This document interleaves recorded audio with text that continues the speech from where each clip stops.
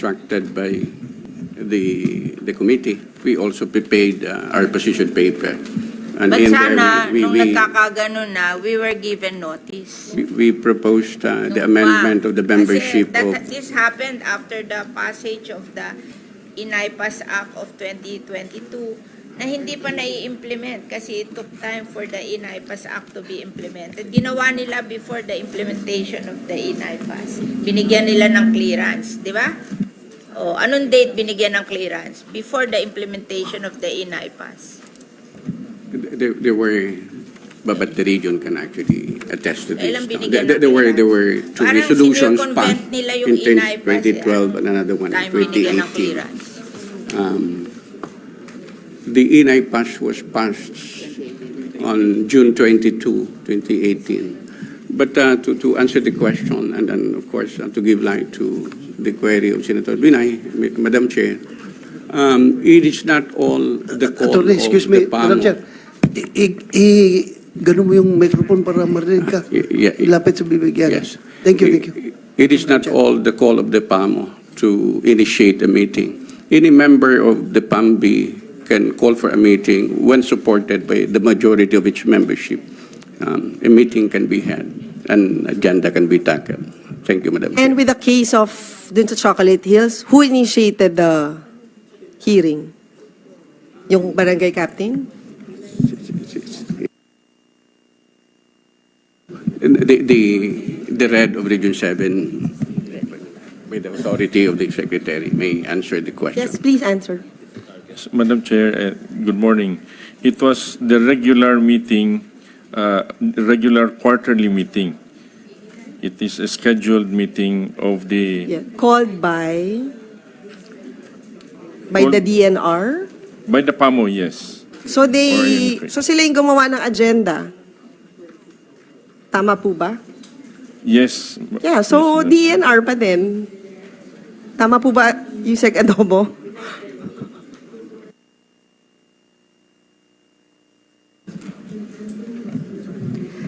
Madam Chair, we were not there at obviously at the calling of the meeting. If I may. But the DNR is in existence when this happened, di ba? Yes. And not all of the DNR officer were appointed, political appointments. Merong meron kayo na na dati ng mga tawag dito? Career. Oo. So yung career ang pa-answerin mo dito. It was approved in February 2018 before the implementation of the INAIPAS Act of 2018. This one, a resolution endorsing the proposed Captain Peak Garden Eco Park Tourism. This was approved in February 2018. Ang INAIPAS Act was implemented in July 15, 2018. Kaya, yes. Madam Chair, if I may, whenever there's a meeting, the sheer number of the attendees will outvote even the DNR. So ma'am, yeah, I understand, ang ma'am. point is, kung hindi yun na agenda, walang ia-outvote to begin with. This is how the agenda is prepared. No?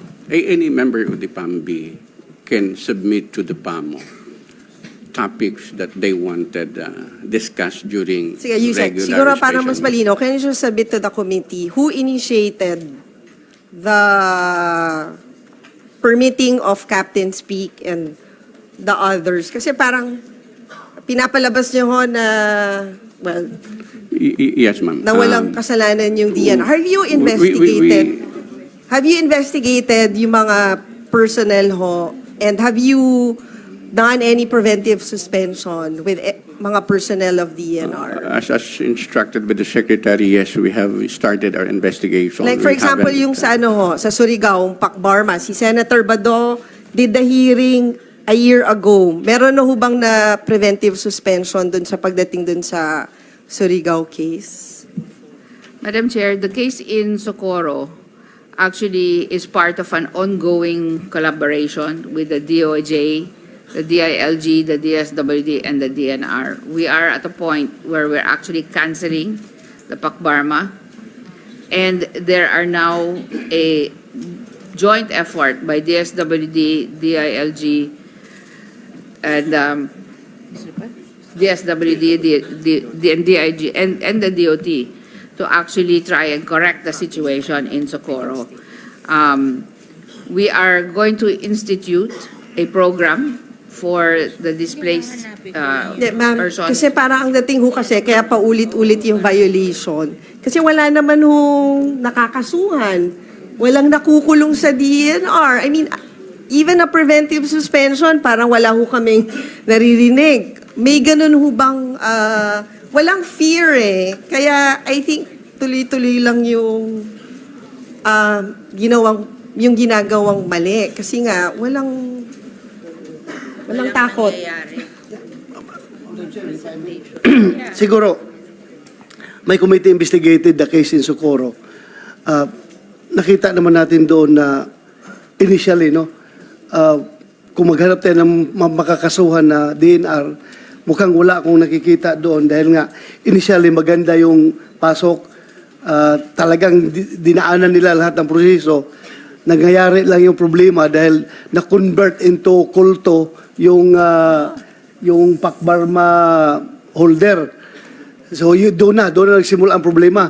Pero kung yun nga, ang sabi ni Senator Binay, We discovered in the investigation that the original beneficiaries are not there anymore. Itong Patay naman. kulto, hindi sila yon. hindi sila, ma'am. So, illegal na sila. At saka, ma'am, ang nakita nga natin doon, ma'am, yung problema ng DNR, bakit hindi sila nag-inspeksyon? Kasi kung nag-inspeksyon sila, hindi dapat tumubo ng husto yung kulto doon. Kung nag-inspeksyon sila regularly. Ang sabi ng DNR sa akin, takot sila dahil hindi nga makapasok yung mga taga-munisipyo, hindi sila makapasok. Sabi ko, nandiyan namang PNP. Nandiyan ang armed forces, pwede mo sila humingi ng assistance para makapasok sila doon. Kaya sabi nga ng DNR, ang mandato nila, hindi nila gaanong ma-perform to the fullest dahil kulang sila ng tao. Hindi mo kailangan punuin natin ang taong DNR. Kuan lang, ma'am, yung coordination lang with other government agencies para magampanan natin yung ating mandato. So, ganun lang dapat gawin natin. Magkipagtulungan tayo para magampanan natin. Yun lang yung tungkol sa Socorro, Madam Chair. Thank you. Tira ngayon sa Socorro are not the beneficiaries. They are not there anymore. This cult is different.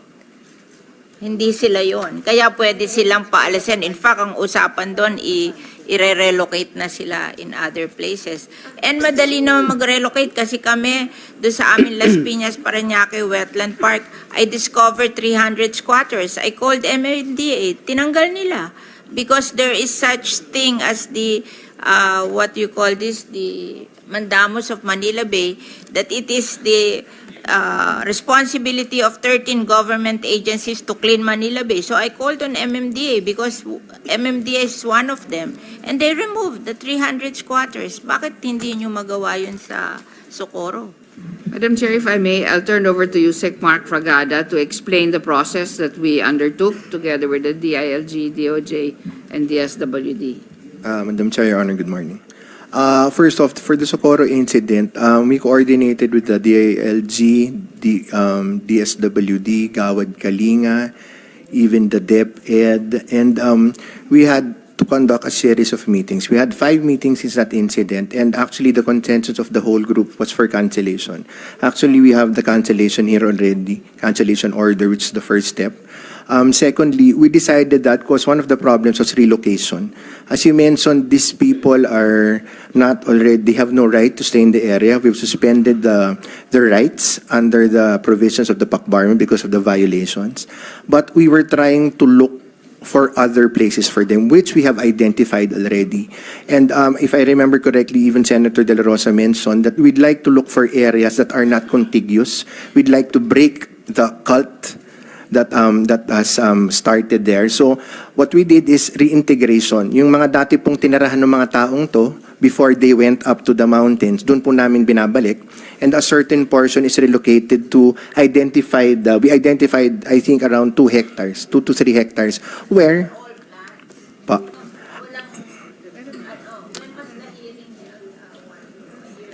Actually, ma'am, meron na po tayong area kasi nahirapan po talaga along with the coordination. Relocate ng ISF, kailangan desidido ka. Kasi Yes, ma'am. ako, I relocated thousands of ISF. Desidido ako, kaya I was able to do it. Pero kung hindi ka desidido, hindi ka magsasucceed. Yes, ma'am. I agree, ma'am. The role of the Because DNR. the rule of the, yung Lina law is suitable relocation. Basta may suitable relocation ka, they cannot refuse. Otherwise, gigibain mo sila eh. Kasi kung ayaw nila lumipat eh. Yes. Dapat i-implement yun.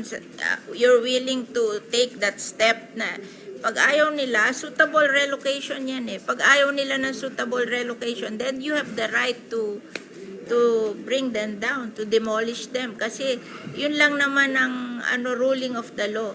Suitable relocation and or 2 months salary, which is 25,000 pesos or. So mamimili sila, gusto ba nilang lumipat sa suitable relocation o gusto nila yung pera. Otherwise, pag ayaw nila, kasi nangyari na yan sa amin eh, giniba ng DPWH, wala silang nagawa kasi talagang ganun ang Lina law eh. Suitable relocation or 2 months salary. Pag hindi ka desidido doon, walang mangyayari sa'yo. Puro salita tayo, walang mangyayari.